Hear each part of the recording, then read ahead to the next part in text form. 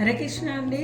ఈరోజు నేను మీకు ఈ పుదీనా ఆకుతోటి పౌడర్ చేస్తానండి. అదేంటంటే పుదీనా 10 కట్టలు తీసుకున్నాను. ఇవి బాగా ఆకులు బయటకు తీసేసి 2-3 సార్లు బాగా కడిగాను, ఇసుక గట్ట రాకుండా. ఒక కాటన్ క్లాత్ మీద ఫ్యాన్ కింద ఆరేసాను. ఈ విధంగా వచ్చాయి. దీన్ని కొంచెం ప్యాన్లోనే డ్రైగా, అంటే ఏం వేయకూడదండి, నూనె నెయ్యి గట్ట వేస్తే మెతక వాసన వస్తుంది అంటారు. అందుకే పొడిగా వేయించిస్తాను. అంటే అది క్రిస్పీగా అవ్వాలన్నమాట. ఆకు అలా వేయిస్తాము. వేయించిన తర్వాత దానికి కావాల్సినవి ఏంటి అంటే ఇంగ్రీడియంట్స్, ఈ ఆకు వేచాక ఎంత అవుతుందో చూసి దాన్ని బట్టి శనగపప్పు కొంచెం, మినపప్పు కొంచెం, ధనియాలు, జీరా, కొంచెం చింతపండు రుచికి, మిరపకాయలు అది ఎంత వేగినా దాన్ని బట్టి తగ్గించి వేసుకుంటాం. అయితే ఇందులో నేను కొంచెం మిరియాలు కూడా ఎక్కువ కాదు, ఒక 10-15 మిరియాలు, ఈ మాత్రం మిరియాలు వేస్తానండి. ఇక డ్రైగా ఫ్రై చేస్తున్నానండి.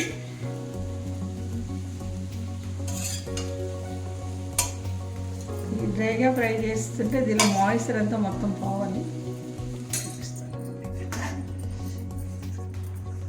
ఇక ఇది ఇలా వేగింది కొంచెం, మళ్ళీ అంటే చాలా మటుకు వేగిపోయింది. కొంచెం ఇంకా మాయిశ్చర్ అనిపిస్తుంది. కొంచెం లాస్ట్లో మళ్ళీ మూకుడు వేడిగా ఉన్నప్పుడు వేసిస్తే మీకు మొత్తం డ్రై అయిపోతుందండి.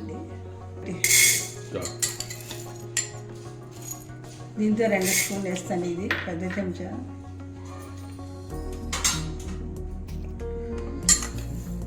ఇంకొకటి మినపప్పు,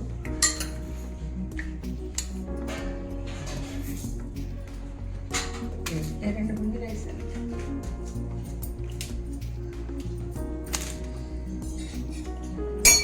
ఇవి వేగాక కొంచెం ధనియాలు, జీరా, కొంచెం మిరియాలు, మిక్సీ తిప్పినప్పుడు ఉప్పు, రుచికి సరిపడే ఉప్పు, కొంచెం పసుపు కలుపుతాము. ఆ వేడి మూకుల్లోనే కొంచెం చింతపండు కూడా లాస్ట్లో వేసేస్తే అందులో మాయిశ్చర్ అనేది ఎక్కడ తడి గట్టా ఉంటే మనకి పౌడర్ గుంజి పెట్టేస్తుందండి. అందుకే ఇక్కడ ఇప్పుడు ధనియాలండి, కొంచెం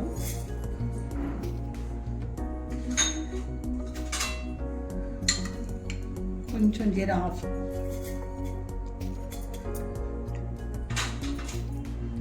ఈ ధనియాలు ఎక్కువ తింటే ఒంటికి చాలా మంచిదండి. పైత్యం తగ్గుతుంది, ఐరన్ ఉంటుంది, దీని నిండా బ్లడ్ ఎక్కుతుంది ఒంటికి.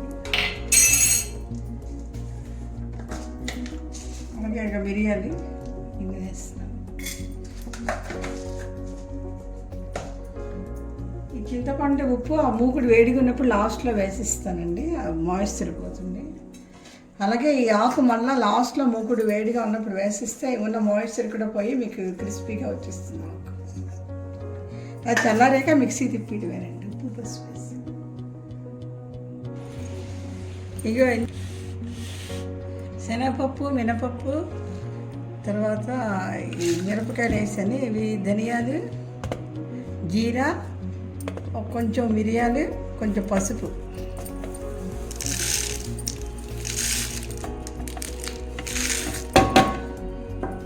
తర్వాత రుచికి సరిపడా ఉప్పు. ఇక చింతపండు కూడా అందులో వేడి మూకుల్లో వేసేసాను. ఇక చూసారా డ్రై అయిపోయింది.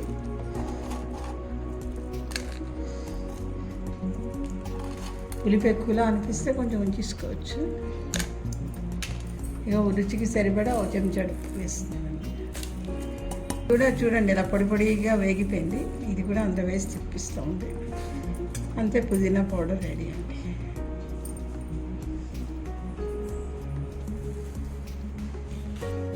ఇవ్వటండి ఇలాగా కొంచెం బరకగా మిక్సీ తిప్పాను, మరీ మెత్తగా తిప్పకుండా. ఇది పుదీనా కూడా చూసారా మొత్తం 10 కట్టలు ఏకంగాని అంతా వేచితే ఇంత పిసర అయిపోయింది. ఇది మిక్సీ తిప్పేసి ఇక రెడీ అయిపోయిందండి. ఈ విధంగా ఉంది. అంటే దాన్ని బట్టి మీరు ఆకు ఎంత ఉందో అది మళ్ళీ వేచాక చూసుకొని దాన్ని బట్టి మసాలా వేసుకోండి. నాకు 10 కట్టలు ఇంత అయింది. అంతేనండి, రెడీ. గుమ్గుమ్లాడుతూ పుదీనా ఆకు పొడి రెడీ. మీరు కూడా రెసిపీ చేసి చూడండి.